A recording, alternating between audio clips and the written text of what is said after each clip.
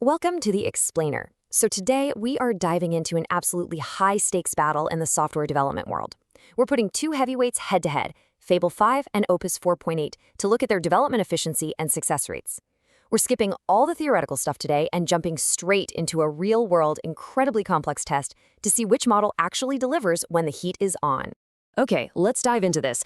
What exactly happens when you pit the internet's two absolute best AI models against each other to build an entire app totally from scratch? Now, we're not talking about coding up a simple game of Snake or a basic web scraper here. No way. We are racing Fable 5 against Opus 4.8 in a side-by-side development sprint. They get the exact same instructions, the exact same resources, and the exact same goal. It's literally the ultimate test to figure out not just which AI can write code, but which one can actually build a functional, complex product right from the ground up. To make this a true test, we had to set a serious starting line. The challenge? Build what we're calling Drake OS. This prompt required them to build a complex, native Swift macOS 14 Plus application, basically a personal health dashboard for tracking habits and real-time sleep data by hooking directly into a live Aura Ring API.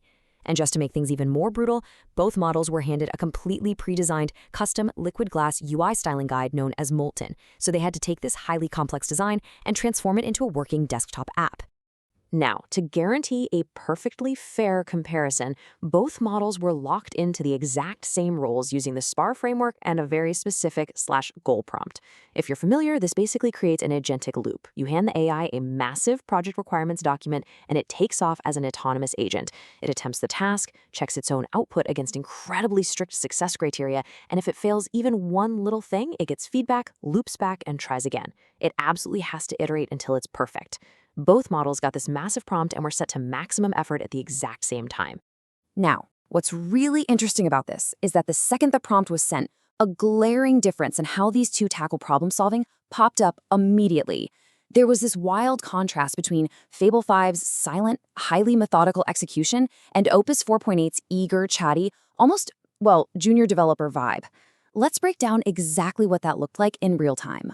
So for the first 8 to 10 minutes, Fable 5 literally just sat there in complete silence, generating almost no tokens.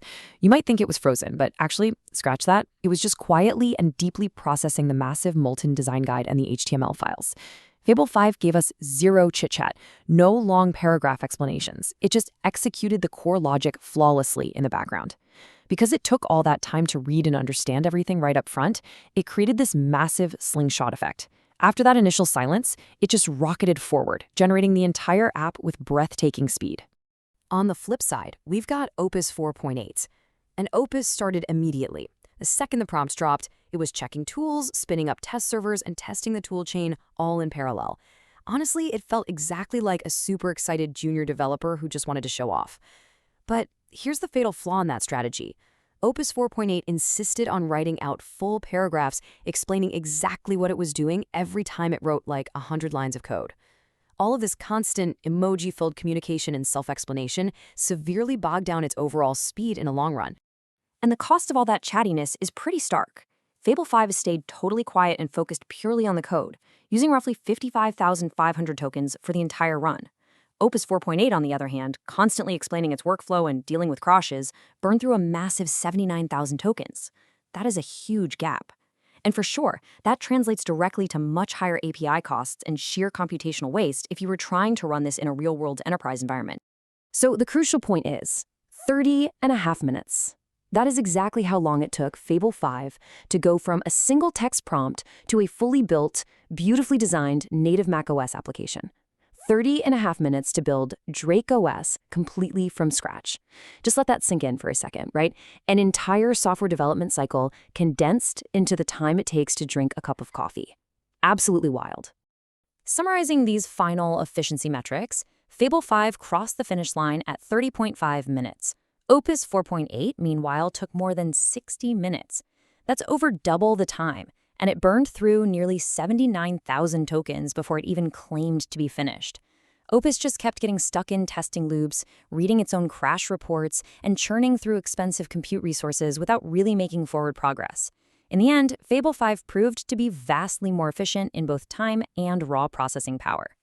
But, efficiency doesn't really mean anything if the app doesn't actually work. So let's look at the success rates.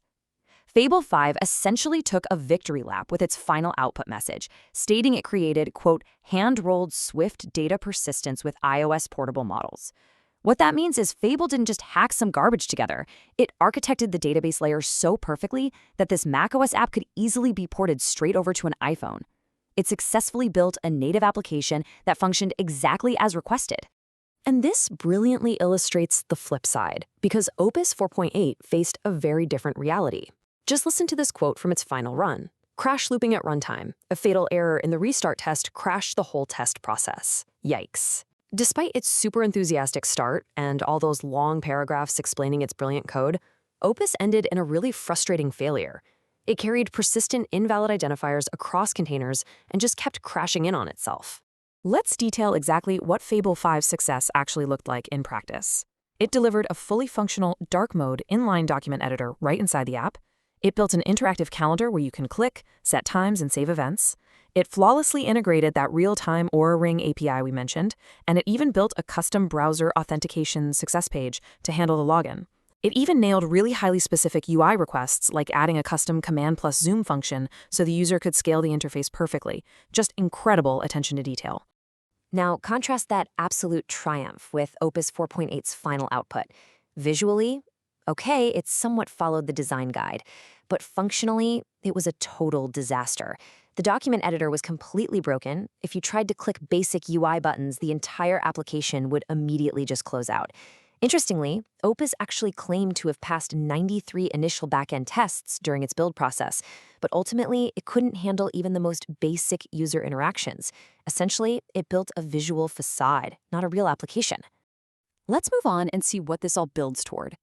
Because this race points to a much larger trend taking over the industry right now, the era of vibe coding. What we just witnessed with Fable 5 is a literal paradigm shift. We're moving away from developers agonizing over syntax and typing out every single line of code by hand. Instead, we're entering an era where you are managing AI agents. You provide the design system, the API keys, the strict success criteria, and you just dictate the vibe or the high-level architecture. The AI acts as your senior developer, flawlessly executing all that logic in the background while you get to focus on the big picture vision. Which brings us to the ultimate question for you to consider as we wrap up this explainer. Think about the sheer power and efficiency of Fable 5 that we just went over today. Are you ready to automate yourself out of your current coding bottlenecks and start vibe coding your own apps today? The tools are here, they're incredibly powerful, and they're just waiting for your instructions. Thanks so much for joining me for this deep dive. Now get out there and start building.